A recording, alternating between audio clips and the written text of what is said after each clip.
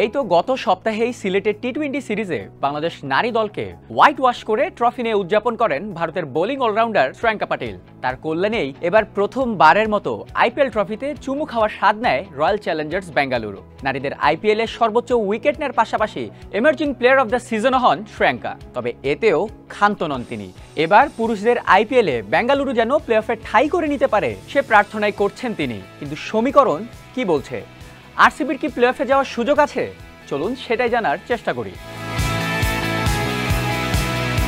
রোববার আরসিবির ম্যাচ শেষে টুইটারে শ্রেয়াঙ্কা লিখেন, আমাকে বলুন এখন আমাদের কত রানে চেন্নাইকে হারাতে হবে। আমি জানি আমার মুম্বাইয়ের বন্ধুরা লখনৌকে হারাবে।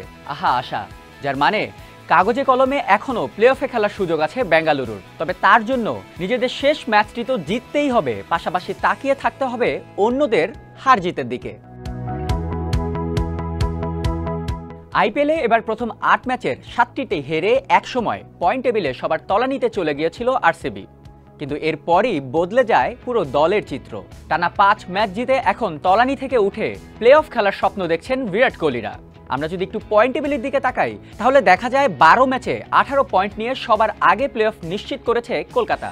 একই সংখ্যক ম্যাচে ১৬ পয়েন্ট নিয়ে প্লে অফের অনেকটা কাছে আছে রাজস্থান। হাতে থাকা ২ ম্যাচের মধ্যে একটি জিতলেই নিশ্চিত হয়ে যাবে প্লে অফ। এখন বাকি ২ দল কারা হতে পারে তা নিয়ে কথা বলা যাক। টেবিলের ৩-এ থাকা চেন্নাইয়ের পয়েন্ট ১৪, হাতে আছে একটি ম্যাচ। আর ৪-এ থাকা হায়দ্রাবাদের পয়েন্টও ১৪, তবে তাদের হাতে আছে আরও ২টি ম্যাচ। সেক্ষেত্রে তৃতীয় দল হিসেবে মাত্র ১ ম্যাচ জিতেই প্লে অফে যাওয়ার সম্ভাবনা হায়দ্রাবাদেরই বেশি বলা চলে। এবার তাহলে আসি প্লে অফের ৪ নম্বর দল হিসেবে বেঙ্গালুরু জায়গা করে নিতে পারবে কিনা সে হিসেবে। এই মুহূর্তে ১৩ ম্যাচে ১২ পয়েন্ট নিয়ে টেবিলের ৫-এ আছে বিরাট কোহলিরা। একই পয়েন্ট নিয়ে রান রেটে পিছিয়ে থেকে ৬ দিল্লি আর ৭-এ লখনৌ। কিন্তু বেঙ্গালুরু ও দিল্লির যেখানে একটি ম্যাচ বাকি, সেখানে লখনৌয়ের বাকি আছে ২টি ম্যাচ। তবে রান রেটের দিক দিয়ে তাদের সবার চেয়ে ঢের এগিয়ে বেঙ্গালুরু। আরসিবির শেষ ম্যাচটি হবে চেন্নাইয়ের বিপক্ষে। রান রেট ভালো রেখে সে ম্যাচটি কোহলিরা জিতলে ১৪ পয়েন্ট নিয়ে চেন্নাইয়ের উপরে চলে যাবে বেঙ্গালুরু।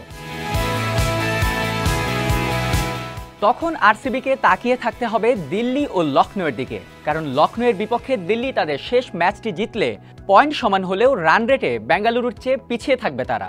আর সে ম্যাচটি লখনৌ জিতলে আরসিবিকে তাকিয়ে থাকতে হবে মুম্বাই বনাম লখনৌ ম্যাচের দিকে। সে ম্যাচে লখনৌ হারলেই রান রেটে সবার চেয়ে এগিয়ে থেকে প্লে অফে জায়গা করে নেবে বিরাট কোহলিরা।